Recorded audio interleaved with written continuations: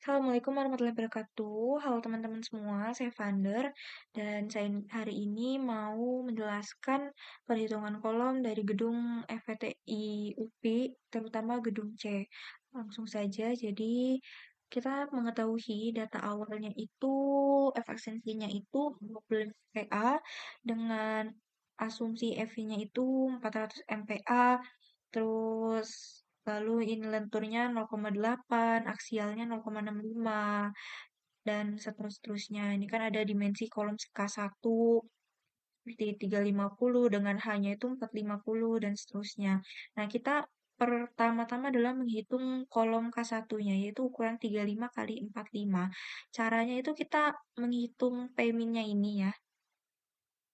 Ya, P-nya itu rumusnya itu 1,4 per FY. FY-nya tadi itu kan 400. Jadi kita langsung saja 1,4 rumusnya itu dibagi dengan 400 sama dengan hasilnya adalah 0,035. Lalu untuk PB-nya ini berapa? Artinya ini kan luas tulangan yang dipasang itu nggak boleh kurang dari nilai ini ya. Lalu untuk PB, yaitu rasio tulangan maksimumnya itu dengan rumus ini, maka didapat ya 0,023 tadi beta dan FY-nya itu 600 dan juga lain-lainnya. Nah, terus kita menghitung Pmax-nya, maksimumnya itu berapa dengan nilainya itu sekian. Lalu tinggi kolom H itu 350 mm dengan data-data berikut. Seperti itu. Jadi rasio tulangannya itu berada di antara 0,0035 sampai 0,02. Oke, kita, nah ini ya, ini ada free body kolom FC-nya, ya ini. Nah, kita langsung lanjut ke perhitungan tulangan lentur. Perhitungan tulangan lentur itu kita hitung tumpuan CF-nya. Ya, tumpuan CF-nya itu D reaksen ya dibagi H. Nah, tadi kan udah ada data.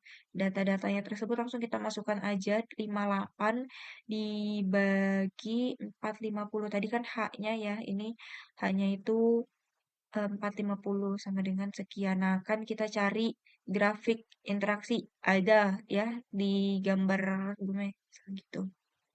Nah, kita hitung FC, aksen, dan lain-lain. Nah, ini merupakan gambar penulangan pada balok ya. Ini dibagi menjadi 10 segmen. Nah, 300 ya, 300. Menghitung VU per segmen dengan rumus diambil nilai VU terbesar yaitu pada X sama dengan 0. Nah, VU sama dengan VB yaitu 46,6011 kilonewton seperti itu.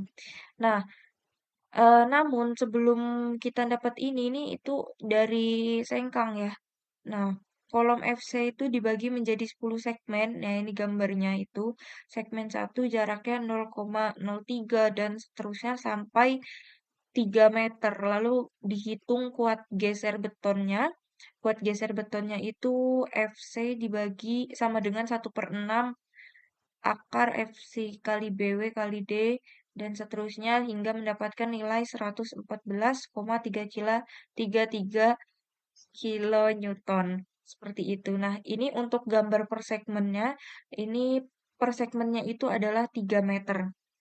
Nah, ini detail penulangan platnya ya.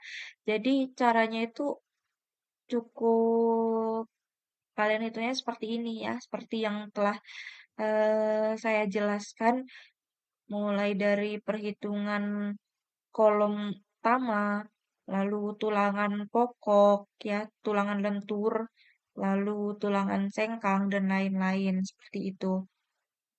Nah, seperti itu. Jadi sebentar.